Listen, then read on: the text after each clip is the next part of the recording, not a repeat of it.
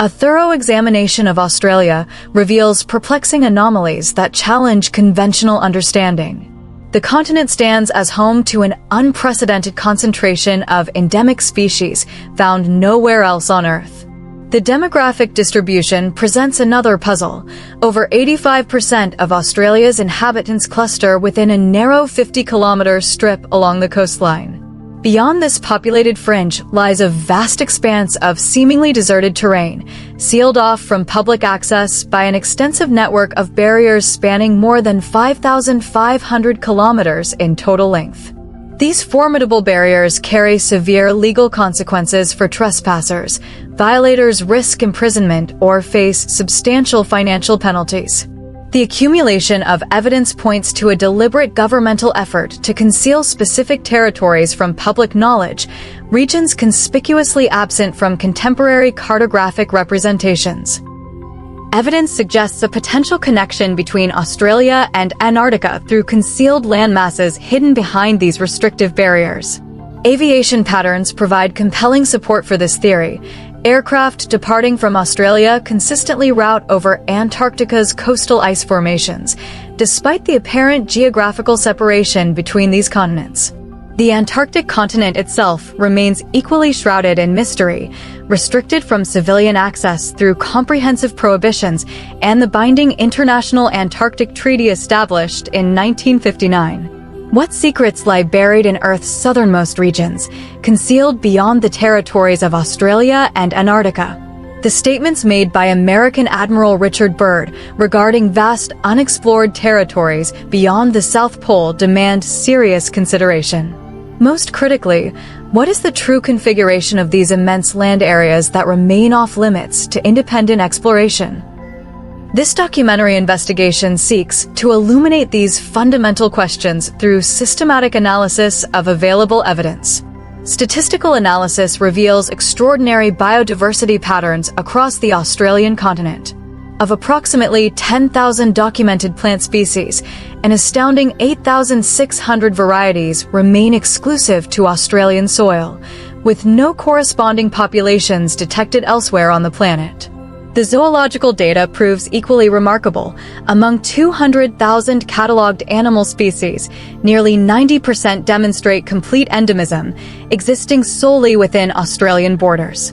This biological isolation creates what researchers describe as an essentially alien ecosystem, comparable to hypothetical extraterrestrial environments, such as the theoretical jungles of Alpha Centauri. The continent harbors Earth's most lethal fauna, while evolution has produced unprecedented reproductive mechanisms, including marsupial development and monotreme egg-laying among mammals. Examination of morphological characteristics suggests that indigenous Australian species exhibit traits reminiscent of hybrid organisms, as though resulting from extensive genetic manipulation or crossbreeding programs. This pattern implies the possible existence of concealed research facilities conducting advanced biological experimentation behind the continent's restricted zones. Indigenous Aboriginal oral traditions consistently reference the bunyip and similar cryptozoological entities, describing creatures that allegedly inhabited or continue to inhabit the continent's aquatic and forested environments. These accounts align with the broader pattern of biological anomalies characterizing the Australian landscape. Investigation into Australia's legendary perimeter defense system reveals the world's most extensive constructed barrier network, with origins tracing back to 19th century engineering projects.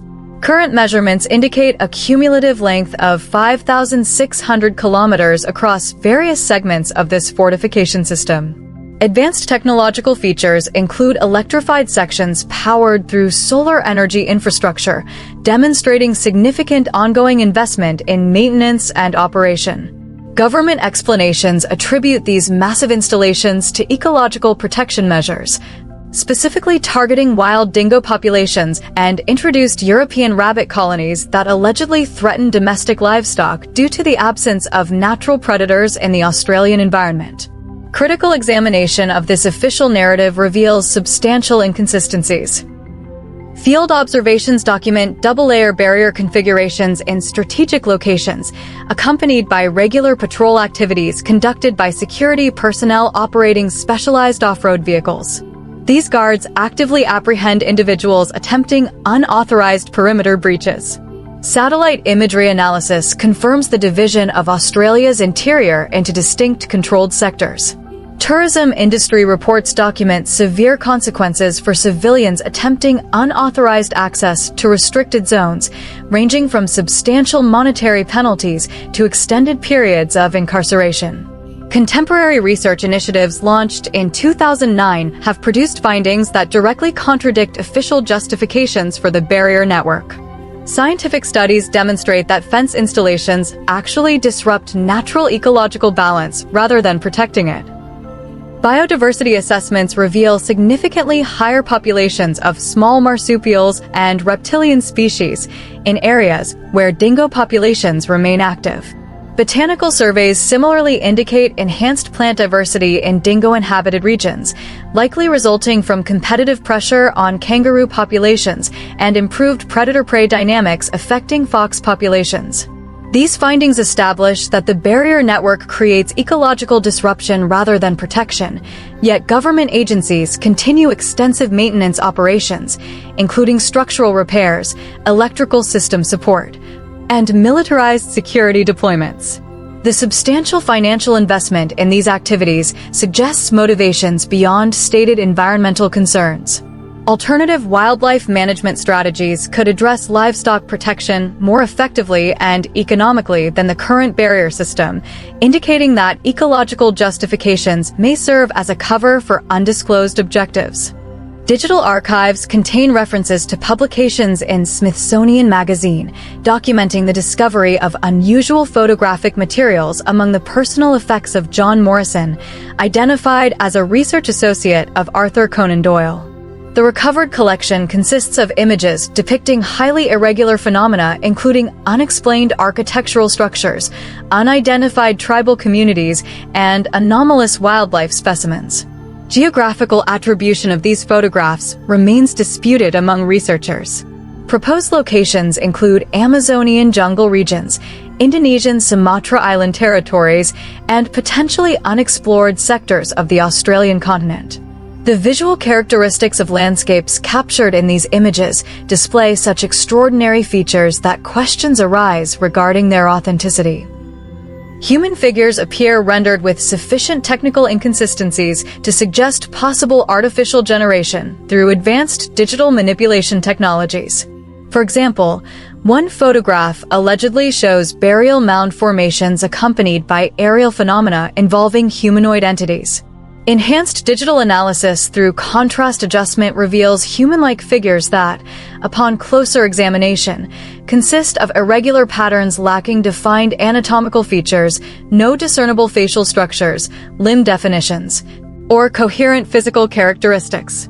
Additional photographs subjected to magnification techniques demonstrate similar anomalies, with foreground elements appearing as indistinct visual aggregations rather than authentic human subjects. One particularly controversial image depicts what appears to be a primitive humanoid specimen. Modern artificial intelligence technologies possess the capability to generate convincing human facial features for individuals who do not exist in reality, raising questions about the photograph's legitimacy. The assessment of these materials presents a fundamental question. Do these images represent authentic documentation of concealed locations and unknown entities hidden behind Australia's barrier systems? Or do they constitute sophisticated fabrications? Even accepting the possibility that these photographs represent elaborate hoaxes with no basis in reality, this does not eliminate the potential for legitimate secrets surrounding Australian territorial restrictions. Alternative explanations suggest that deliberate misinformation campaigns may be designed to discredit serious researchers attempting to uncover authentic information about restricted areas. This possibility necessitates continued investigation beyond potentially compromised photographic evidence. The persistence of barrier maintenance and enforcement at governmental levels for over a century, combined with restrictions that appear designed primarily for human rather than animal control, demands investigation into underlying motivations. What classified information necessitates such extensive territorial concealment? Theoretical parallels emerge with fictional narratives depicting concealed civilizations, the barrier systems in Divergent that prevent awareness of alternative societies, the perimeter restrictions in the 13th Floor that hide the boundaries of simulated reality, or the containment mechanisms in The Truman Show, where artificial world creators monitor subjects through continuous surveillance. These cultural references, while fictional, provide frameworks for understanding potential scenarios where massive territorial restrictions might serve purposes beyond stated environmental protection. Examination of historical cartographic materials reveals significant insights into the evolution of Australian territorial understanding. Ancient maps consistently depicted Australia as an integral component of Antarctic landmasses rather than as an independent continental entity. Mercator's cartographic work includes Southern territorial designations reading Terra Australis Incognita, translated as Unknown Southern Land. Pierre Desaillers' mapping efforts similarly identify the region as Terra Australis Southern Land, with territorial boundaries extending across the designated Antarctic polar circle. Throughout the 18th century, the landmass currently recognized as Australia bore the designation New Holland. However, cartographic representations of southern and eastern boundaries remained incomplete and imprecise, appearing to be rendered through approximation rather than detailed geographical survey. A century later, 19th century cartographic materials continued to display identical imprecision regarding Australia's southern coastal boundaries. Detailed examination reveals comprehensive mapping of western and eastern coastlines, contrasted with unnaturally straight linear representations of southern borders. The absence of documented settlements in these southern regions presents additional questions. Contemporary satellite mapping systems maintain this pattern, displaying apparent population centers that prove, upon detailed investigation through Street View technologies, to consist solely of transportation infrastructure rather than authentic urban development. These highway systems could theoretically be photographed at any location across Australia's continental expanse, suggesting that apparent settlements may represent cartographic misdirection rather than actual communities. The demographic void in Australia's southern territories raises fundamental questions about continental classification. Could Australia represent a peninsular extension of Antarctic territory rather than an independent continental landmass? Geological evidence supports this hypothesis. Australia stands unique among world continents as the only landmass completely devoid of volcanic activity. Additional climatological anomalies include substantial snow accumulations in southern Australian mountain ranges, with seasonal snowfall exceeding levels typically observed in European alpine regions during peak winter conditions. Mount Kosciuszko in New South Wales exemplifies these unusual weather patterns, displaying extensive snow coverage that challenges conventional understanding of Australian climate zones. These conditions suggest potential geographical connections to Antarctic weather systems that might indicate physical landmass continuity. Aviation routing patterns provide additional support for Australia-Antarctica connections. Commercial flights originating from Chilean cities, such as Santiago, consistently route over Antarctic coastal ice formations when traveling toward Australian destinations. This routing appears counterintuitive given conventional geographical understanding of continental separation. Direct point-to-point navigation would seemingly provide more efficient routing than the observed arc-shaped trajectories. However, these curved flight paths, along with triangular routing patterns, appear consistently across international aviation networks. These navigation anomalies suggest potential inaccuracies in conventional continental positioning as represented on standard geographical maps. The apparent irrationality of Antarctic routing to reach Australia may result from incorrect geographical assumptions rather than aviation inefficiency. Air transportation companies would logically avoid unnecessary mileage additions, particularly through challenging weather regions, unless geographical realities differed substantially from conventional cartographic representations. This evidence supports theories that Australia may constitute an Antarctic extension positioned closer to equatorial zones, resulting in relatively temperate climatic conditions. Antarctica's secrets. Our video investigation would be incomplete without another equally sensitive topic, Antarctica. The secrets and oddities connected with it are no fewer. The name Antarctica comes from Greek and translates as opposite the Arctic, opposite the North. Regarding aviation, there are questions here too, and the main one sounds like this. Why do planes never fly over Antarctica? It would be much shorter than all possible roundabout ways halfway around the world. But no, we're told it's cold there, strong winds and all that. Wait. We can fly over Antarctica's shores when traveling from South America to Australia, but we absolutely cannot cross Antarctica itself. If you also think something's not right here, like this comment or argue your opinion in the comments. Maybe it's all because Antarctica isn't quite a continent, or it's not at all the continent they draw for us in textbooks and maps. And if it's not quite like that, then what exactly should a map of our Earth be like so it doesn't lie about the sizes, shapes, and locations of continents? Let's turn to the opinion of someone who visited Antarctica as part of Operation High Jump. This operation was organized in 1946 to 47 by U.S. naval forces to study Antarctica. The expedition leader was retired Rear Admiral Richard Byrd. The operation began August 26, 1946, and ended in late February 1947, 6 months ahead of schedule, allegedly due to the early arrival of Antarctic winter. Is there any unexplored land left on this Earth that might appeal to adventurous young Americans? Oh yes, there is. And it's not around the North Pole, because it's getting crowded there now, because they found it's really suitable not only for life, but also militarily. But strangely, today in the world there remains a territory the size of the United States that no human has ever seen. And it's beyond the pole, on the other side of the South Pole from America. And I think it's quite amazing that there should be such a large, unexplored territory. It's an amazing thing. There are still many adventures left in the world.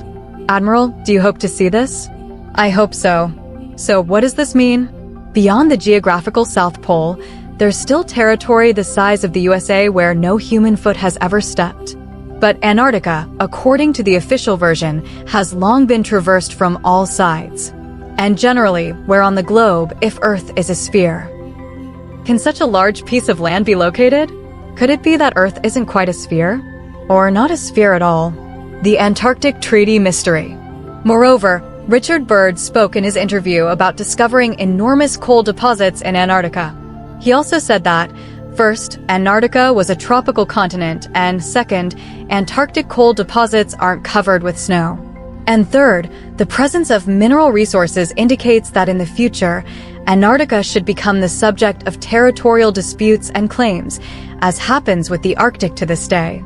But now we know that quite soon after Operation High Jump, the International Antarctic Treaty was signed, which declared this continent no man's land for all eternity. What could have united competing countries like this? According to the Antarctic Treaty, no one except scientists and military personnel can be in Antarctica, not counting rare tourist flights. We see something similar in Australia, where everything is done to prevent ordinary people from accessing closed territories, allegedly to protect local flora and fauna. Ancient civilizations in Antarctica? Maybe they're hiding traces of a previous civilization that lived there during the tropical period from us? This is indicated by the presence in Antarctica of unexplainable objects of regular shape, clearly of artificial origin. Here, for example, in the middle of snowy plains, a row of star-shaped figures is located. And here's a pyramid located in Antarctica, according to Google Maps, at coordinates you'll see on screen. This object doesn't just resemble the Pyramid of Cheops, it has the same grooves on one outer wall and possibly on all other walls. Exactly the same grooves as on the walls of the Egyptian pyramid. But there's one important and fundamental difference. On the Giza Plateau, each side of the pyramid is 230 meters long, while the southernmost pyramid is a full 2 kilometers. But if the wall structure of these buildings is similar, it means the construction time and use of these buildings was approximately the same. By the way, who else remembers that the pyramids at Giza were originally covered by a multi-meter layer of sand? There it was sand, and in Antarctica it's snow. Here are more photographs of pyramids in Antarctica, provided by someone who personally flew by. Amazing footage, isn't it? This object was discovered in early 2018. Upon magnification, it's clear this object couldn't have appeared by chance. But now you won't find these structures on Google Maps. Shocking historical photographs. Besides strange objects, apparently already retouched on satellite maps, there exists an even more shocking collection of old photographs whose origin on the internet is difficult to establish precisely. Some believe these photographs were taken on Earth. Usually they're attributed to participants in Rear Admiral Byrd's expedition. The photographs show pyramids, ruins of ancient cities, Roman-style buildings, columns, clearly European-looking statues, and even petroglyphs on cave walls. A similar collection of photographs exists, but it's attributed to the Terra Nova expedition under British Captain Robert Scott's leadership in 1912. Many believe the authorship of these photographs also belongs to Earth.